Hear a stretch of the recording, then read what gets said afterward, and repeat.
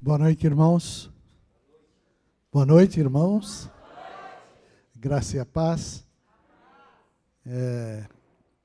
O rei Salomão falou que ia tempo para se apartar e ia tempo para abraçar. Pode dar um abraço no teu irmão. Seja bem-vindo.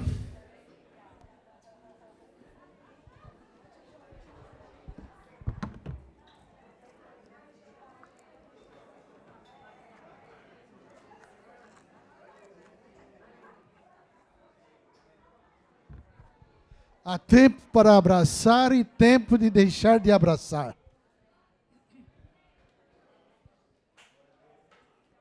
Já abraçou, pode sentar.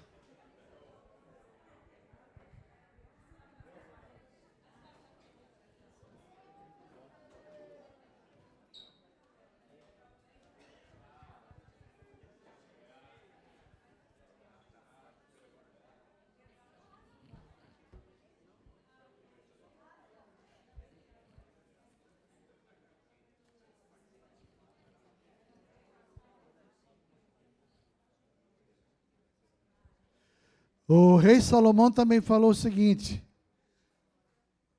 Prestem atenção. O rei Salomão falou que a nossa vida aqui na terra ela é muito curta. Ela é passageira, bem passageira. E falou que tantas coisas que a gente faz aqui na terra, nesse curto espaço de tempo, ele fala que tudo é vaidade.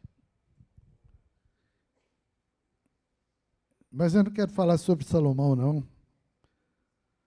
Eu queria compartilhar com vocês uma palavra que Deus tem mexido novamente comigo, que é o texto que fala sobre a encarnação de Jesus em Filipenses 2. Tende em vós mesma atitude que houve também em Cristo Jesus. Filipenses 2,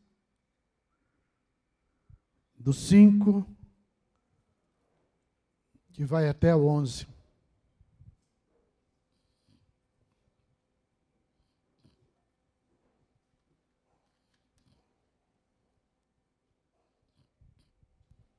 Pois ele, subsistindo em forma de Deus, não julgou como usurpação o ser igual a Deus. Antes, a si mesmo se esvaziou, assumindo a forma de servo, tornando-se a semelhança de homens, e reconhecido em figura humana, a si mesmo se humilhou, tornando-se obediente até a morte, e morte de cruz. Eu vou parar aqui no 8, porque do 9 em diante, Paulo começa a falar sobre a exaltação de Jesus. E o que mais a gente fala, canta em nossas reuniões, as pregações que a gente escuta, ouve, existe um percentual muito grande, né, de falar sobre a exaltação de Jesus. Salmo 24 expressa isso de uma forma que foi transformada em vários cânticos, né? Levantai, ó portas, as vossas cabeças, levantai-vos, ó portais eternos, para que entre o Rei da Glória. Quem é o Rei da Glória? O Senhor forte e poderoso nas batalhas, né? A gente canta que se entramos até em um êxtase cantando esses cânticos pelo potencial que tem a palavra num tema como esse da encarnação de Jesus, que precisa ser meditado, estudado, trabalhado com muito mais disciplina, porque é tão importante falar sobre a encarnação de Jesus. Em 2006, nós adquirimos um livro que uma boa parte aqui deve conhecer, A Si Mesmo Se Esvaziou. Esse livro foi escrito pelo Marcos Moraes, filho do vovô Moisés, que já está com o Senhor. Mas foi um livro que trouxe assim à tona muitas coisas que estavam guardadas em nosso interior de uma forma que escondida, sem que a gente pudesse desfrutar de tudo aquilo que a encarnação de Jesus pode trazer para nós de benefício na carreira com Deus, no nosso conhecimento de Deus, na nossa comunhão com Deus. Marcos, ele traz um roteiro na sua escrita, que ele começa a dar uma grandeza tão bonita com a humilhação de Jesus, que nos leva a uma humilhação divina também, apontando para nós um caminho de nós se esvaziarmos a nós mesmos também.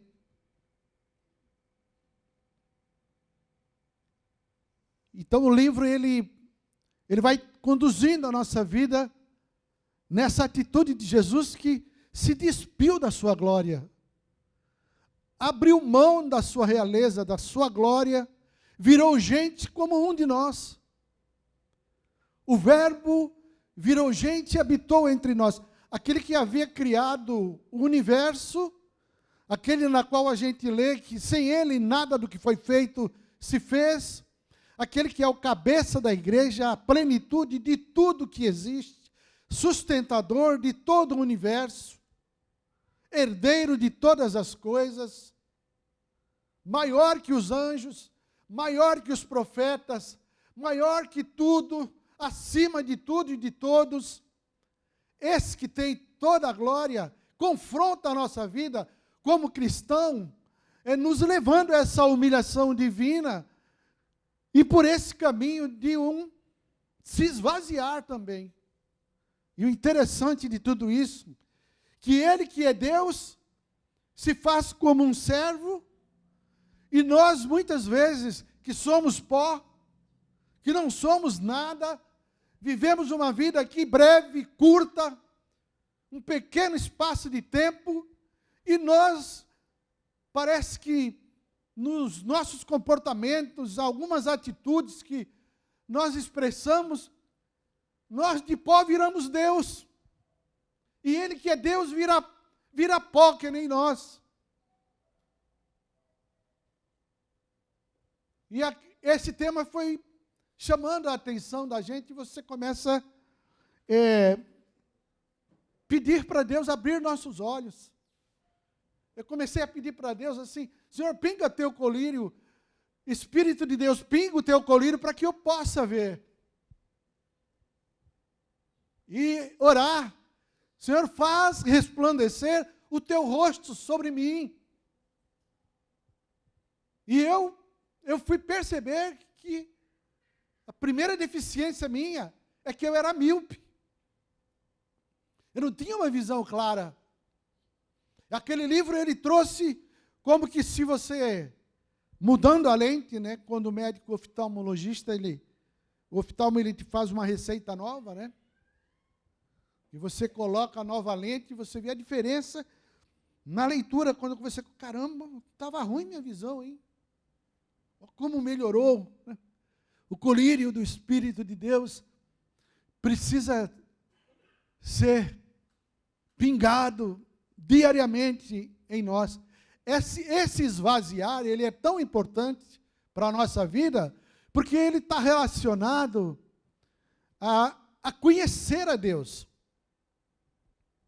Conhecer a Deus por intimidade. A nossa postura diante de Deus, dependendo como nós nos achegamos a Ele, vai ser a medida da porção que nós recebemos dEle. Se eu chego com as minhas vaidades, com o meu orgulho, com as nossas humanidades, fraquezas. A gente tem dificuldade de ter esse conhecimento pleno do Senhor.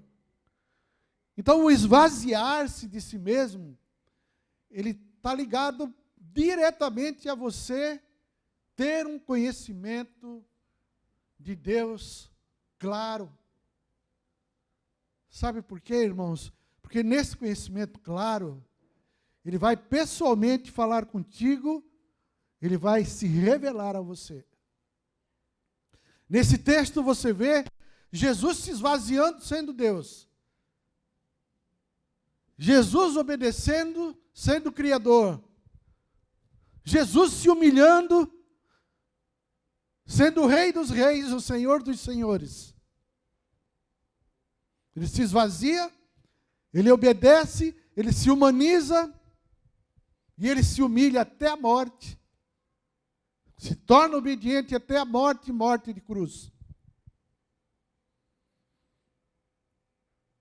Se esvaziar, se humilhar, obedecer. São 3 estágios da encarnação de Jesus que serve como modelo para nós conhecermos a Deus. Está ligado com a vida eterna. Outro ponto. Esta é a vida eterna, lá em João 17, versículo 3. Esta é a vida eterna, que te conheçam a ti como o único Deus verdadeiro, e a Jesus Cristo que tu enviaste. Essa postura de humilhação, Deus recebe a nossa vida. Deus, ele bate as nossas portas, mas a maneira com que ele nos vê é que ele vai nos receber ou não, em toda a sua plenitude de revelação. Tem um texto de Provérbios 1, verso 23, que diz assim, olha, convertei-vos às minhas repreensões. As versões divergem um pouco, mas eu estou falando sobre Provérbios 1, 23. E eu vos derramarei sobre vós o meu espírito, e lhe mostrarei a minha palavra. 3 estágios também. Conversão, derramar do Espírito de Deus e receber a palavra de Deus. Ah, mas eu recebo a palavra de Deus. Eu leio a Bíblia todo dia. Negativo. Você pode ler a Bíblia todos os dias e pode não receber revelação. Quantas vezes eu não li, reli, mas o que eu li? O que eu absorvi? O que fez me fortalecer mais? O que melhorou na minha fé? O que me estimulou a ter comunhão com os irmãos? O que me animou para servir na comunidade? A me esvaziar no meu relacionamento? A ter uma aliança renovada dentro da minha própria casa, com minha mulher e os meus filhos? Na prática, o esvaziamento começa na nossa casa, com a esposa, com os filhos, com os parentes mais próximos e, consequentemente, com os irmãos. Isso vai confirmando se nós estamos recebendo uma plena revelação, conversão, receber do Espírito, receber a palavra. Nós nunca podemos chegar de qualquer forma na presença de Deus. Em todo o tempo, a gente costuma dizer, né, que saímos daqui depois das reuniões, desligamos um botão, passamos para outra fase, nosso palavreado já muda, as nossas atitudes vão ficando mais soltas, e todo aquele comportamento educado, de sorriso nos lábios, de abraço fraterno nos irmãos, Chega em casa, primeiro a sofrer um chute é o cachorrinho. De repente, uma coisinha simples já azeda o ambiente dentro da nossa casa. Humilhai-vos diante da potente mão do Senhor, e no tempo oportuno Ele te exaltará.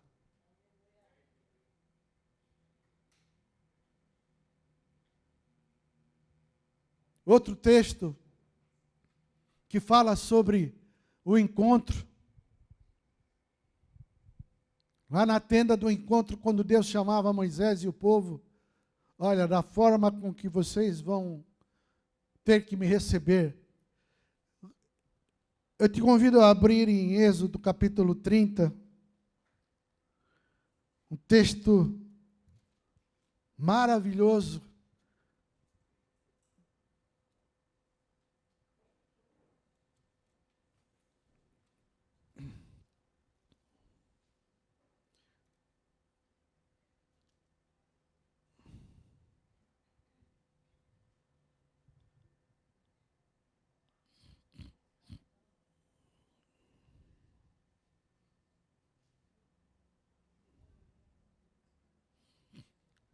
As versões, elas divergem um pouco nesse texto.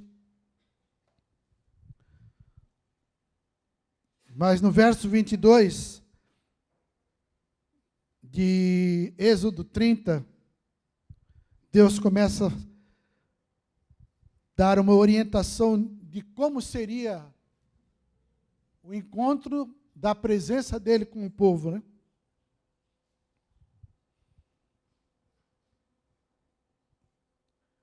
Disse mais o Senhor, deve ser aqui,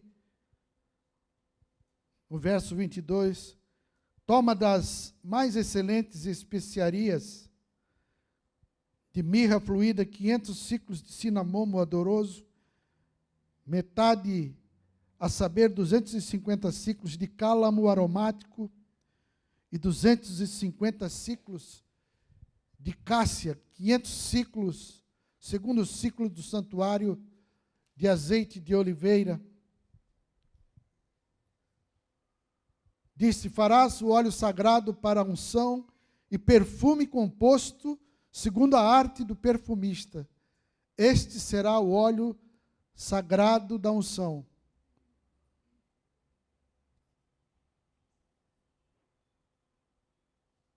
Perfume composto segundo a arte de perfumista, este será o óleo sagrado da unção.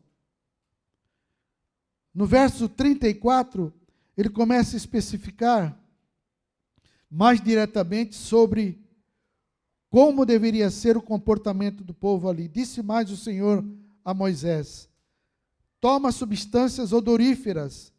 E ele coloca 3 essências aqui em destaque. Estoraque, ônica e gálbano,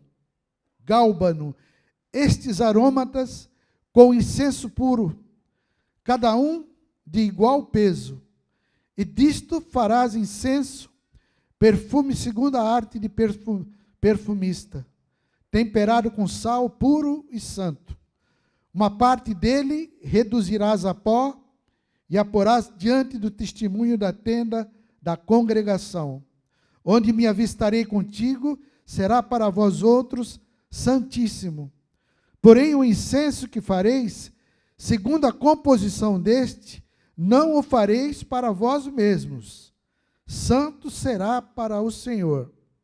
Quando você vai estudar esses 3 elementos, essas essências, o primeiro que fala aqui é o estoraque. Estoraque era uma planta, uma árvore oriental, que a essência dela, a seiva daquela árvore, ela só pode ser tirada de uma forma, você não pode abater, você não riscar aquela árvore, perfurar qualquer tipo de comportamento assim mais bruto com ela, porque a seiva dela tem o tempo certo e ela se derrama ali e as pessoas que conhecem, que plantam, já sabem o tempo certo de extrair aquela essência do estoraque.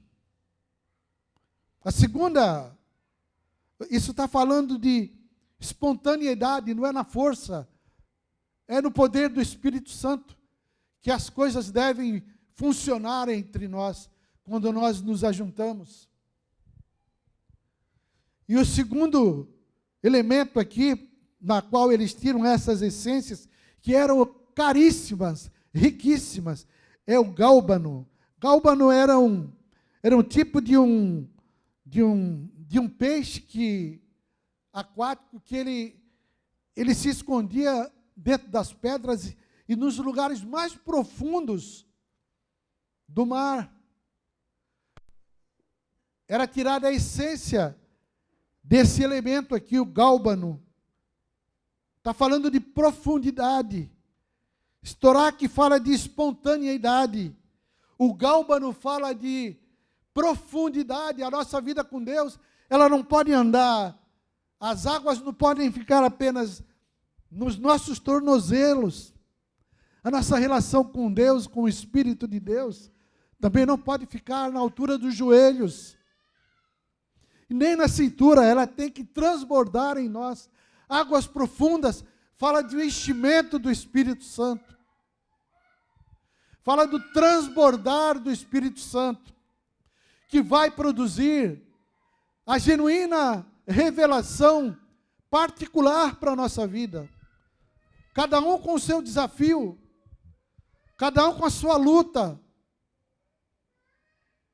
E os discípulos precisam aprender a adentrar nessas entranhas do relacionamento com Deus para extrair todo o potencial que você pode para a tua vida pessoal, para a tua família. Muitos erros nós cometemos na caminhada. Os discípulos, muitas vezes, eles chegavam para você e preciso falar contigo, urgente. Pô, estou com um problemão lá em casa. Quando é que tu vai ter um tempo para mim? E a gente ficava, puxa vida, já está caminhando há uns bons anos. E não aprendeu ainda que se ele entrar no quarto da casa dele, fechar a porta do quarto, dobrar o joelho ali, Deus vai falar com ele. Ele vai ter uma experiência ali tremenda para testemunho da própria casa e da igreja, dos discípulos. O terceiro elemento aqui, para uma comunhão profunda com Deus, é a ônica. Essa era uma planta que dava no deserto, que ela precisava, para se tirar a essência dela, você tinha que esmagar ela. Espírito contrito e humilhado, amassado, Deus nunca rejeita. São coisas que você passa na Bíblia, estoraque, gálbano, ônica, a gente não dá mínima para essas. Vai fazendo uma leitura aleatória aqui, mas isso aqui ainda tem um outro ensino, muito mais profundo, que é o quarto ensino, que ele fala: porém o incenso que fareis, no 37, segundo a composição deste, não o fareis para vós mesmos, santo será para o Senhor. O Senhor está falando aqui que a glória dele, ele não divide com ninguém. Fala para o teu irmão: você não pode cheirar essa essência. Quem já recebeu elogio aqui? Quem já recebeu elogios aqui por alguma coisa que fez? Algum comportamento, alguma palavra que deu? Não é bom receber um elogio? Até pregações aqui, pô, a palavra que você ministrou domingo, a palavra do Fábio, pô, tocou tanto no meu interior, mexeu muito comigo, glória a Deus e tal. E há uma tendência nossa de cheirar para nós esse perfume suave. Quem fizer tal coisa como este, para o cheirar, será eliminado do seu povo. Deus não divide a glória dele com ninguém. O oposto desse esvaziar de Jesus, dessa obediência do Senhor, dessa humilhação de Jesus, é a soberba, o pior dos pecados.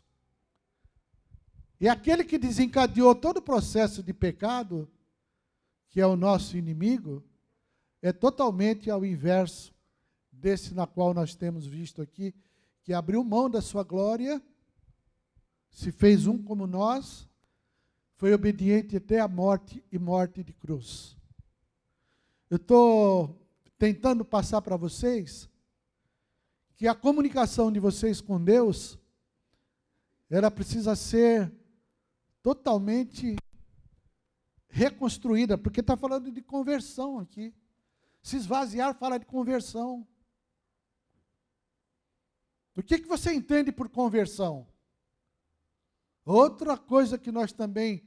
Quantas pessoas que entraram dentro da nossa casa, que a gente passava o propósito eterno de A a Z. Semanas, meses e anos. Quando você percebia aquela pessoa já tinha ido embora, já estava no mundo, quando você percebia, aquela pessoa passou um tempão na tua casa, mas ela não era convertida. Ela não tinha passado pela porta. Ah, mas se batizou, mergulhou, tal, e fez, e aconteceu, fez tudo conforme diz o... Mas não. Conversão é você estar caminhando numa determinada via e 180 graus você retorna. Você volta para uma nova vida, tudo muda. Outra tradução de conversão é reconstrução.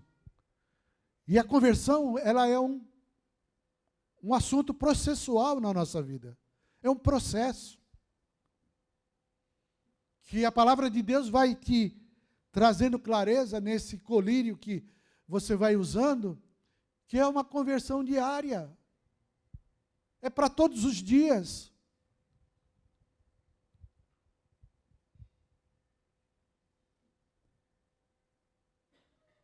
Todos os dias nós precisamos nos converter. Conversão é reconstrução. Já viu a terra? Quando você vai trabalhar no plantio, você tira os entulhos, todos os empecilhos que tem ali, toda a sujeira, todo o pedregulho que tem ali, prepara a terra, joga a semente, e aí você vai colher os frutos. Isso é reconstruir. Ah, mas esse assunto eu penso assim. Nesse tema, eu acho isso. Nós vamos criando conceitos dentro da palavra de Deus. O que eu penso, o que eu acho, os meus conceitos. E aí, quando os nossos conceitos são confrontados pelos bíblicos, pelos conceitos bíblicos, a palavra diz assim, assim diz o Senhor, né? Os meus caminhos são mais altos que os vossos caminhos. Os meus pensamentos mais altos que os vossos pensamentos. Está lá em Isaías 55, versos 7 e 8. E novamente ele fala isso lá em conversão.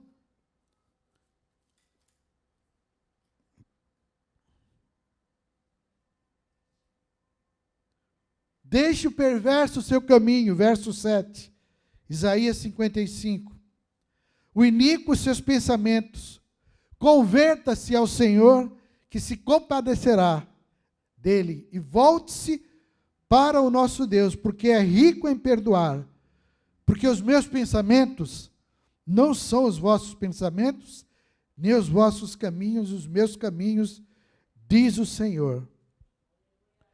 Eu preciso todos os dias tirar os entulhos da minha caminhada com Deus.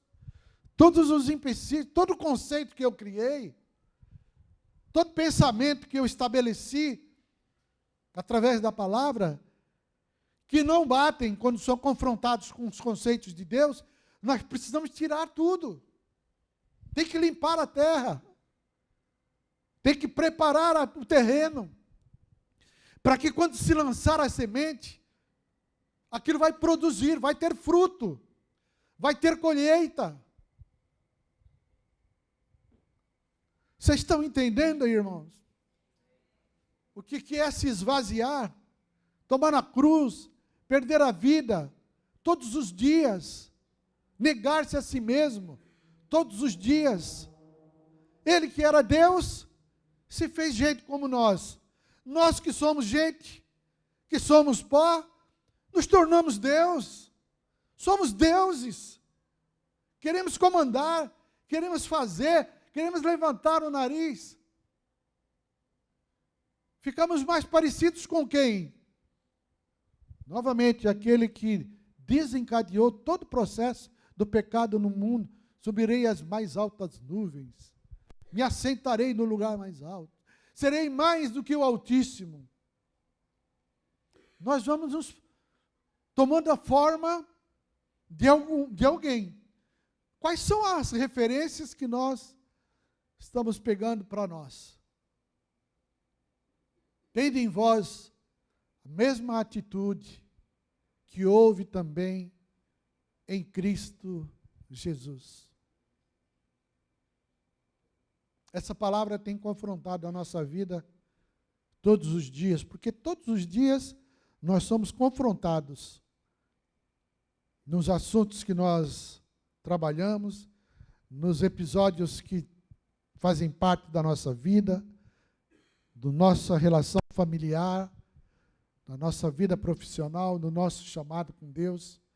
Mas o que eu queria deixar como mensagem para vocês, para que a revelação de Deus chegasse até você,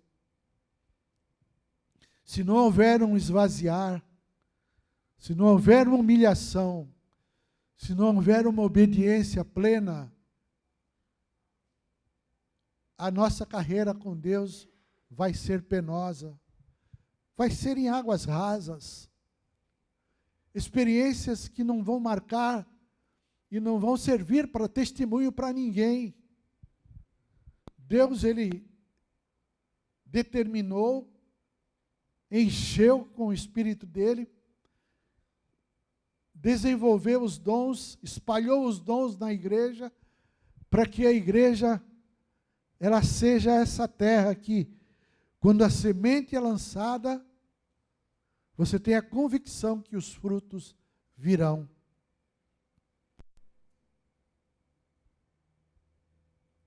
A humildade é o oposto da soberba. A soberba é o pior pecado.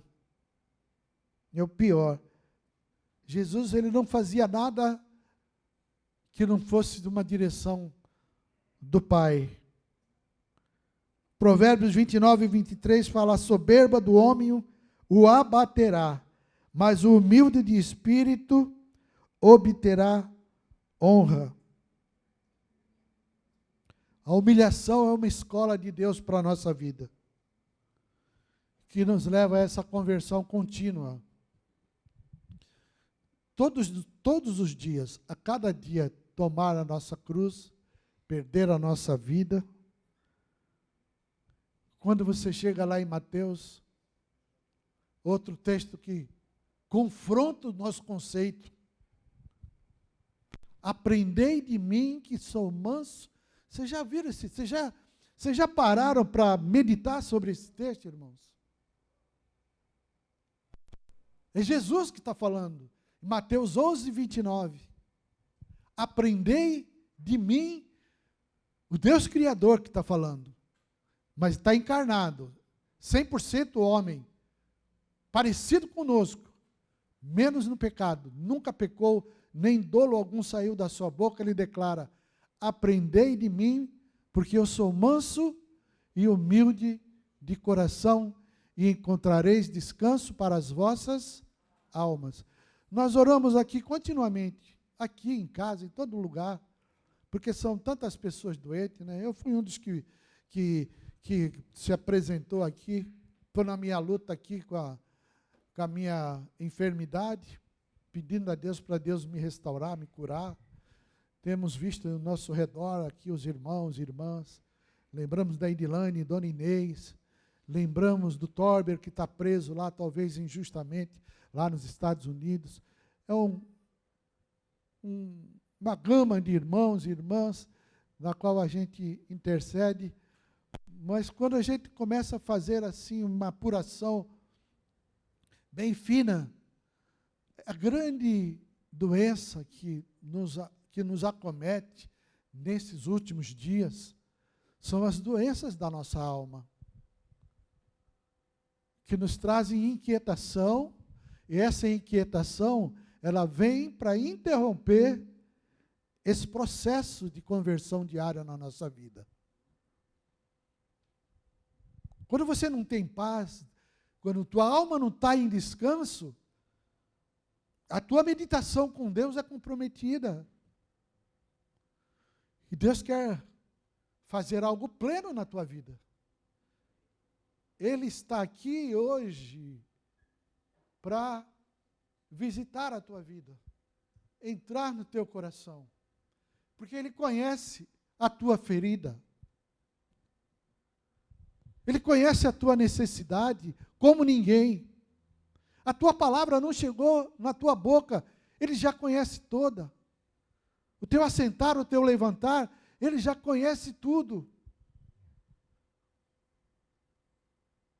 Por isso o medo de se esvaziar, quando você faz essa análise bem apurada, não é uma doença física, é uma doença espiritual.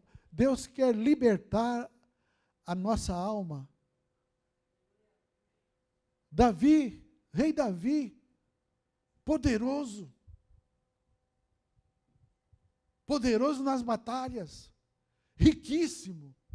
Que nome tem Davi? Grandioso Davi, cheiroso Davi, tantos predicados para Davi. E ele falava: Senhor, liberta a minha alma desse cárcere. Eu preciso, para que eu possa estender minhas mãos e louvar o teu santo nome. Davi falava isso. Deus quer libertar, irmãos. Deus quer levantar um exército, uma igreja, que abre a boca, que vai falar aos quatro cantos dessa cidade, que vai proclamar, que vai evangelizar, que não vai ter medo de abrir a boca e falar de Jesus, que é Ele que liberta. Nós nos preocupamos muito com a nossa própria vida ainda. Nós fazemos a nossa agenda, fazemos o nosso roteiro, e as pessoas doentes do nosso lado, carentes de salvação, carentes de cura. E onde nós estamos nesse contexto? Qual é o nosso papel nessa realidade que Deus nos mostra? A mesma atitude que houve também em Cristo Jesus. Tira os entulhos da terra, tira os pedregulhos, aquilo que você tem como conceito, aquilo que você tem como pensamento teu. E eu quero pensar como meu pai, eu não quero pensar como eu. Eu quero pensar como Deus pensa. Não toco como o Leandro toca, mas ele vai subir para tocar agora. Irmãos, Deus quer fazer algo diferente com a tua vida hoje, já que você veio aqui hoje. Você que passou pela pandemia, que está passando por efeitos de guerra, lá no leste europeu, você que já viu tantas coisas, já passou por tantas lutas, olha que já morreram quase 700 mil pessoas no nosso país. Se você está aqui ainda, você se diz um filho de Deus,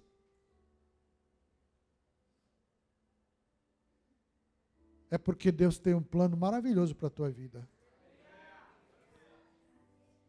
Se Ele te deixou vivo, depois de toda essa trovoada, depois de todo esse temporal, passar por tudo que você passou, e você está vivo aqui ainda, Você está vivo aqui ainda?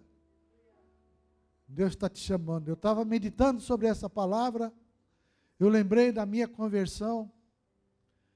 Quando os hinos eram cantados, os apelos eram feitos, eu lembrei daquele manso e suave Jesus convidando. Jesus chamando. Chama por ti e por mim. Vem já, vem já. Alma cansada, vem já. Quantos conhecem esse cântico, esse hino? Manso e suave, Jesus convidando. Chama por ti, por mim.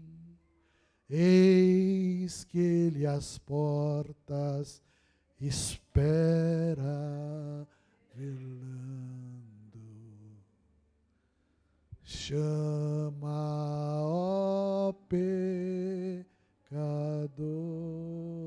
vem. Pode vir. Vem já, vem já. Alma cansada, vem já.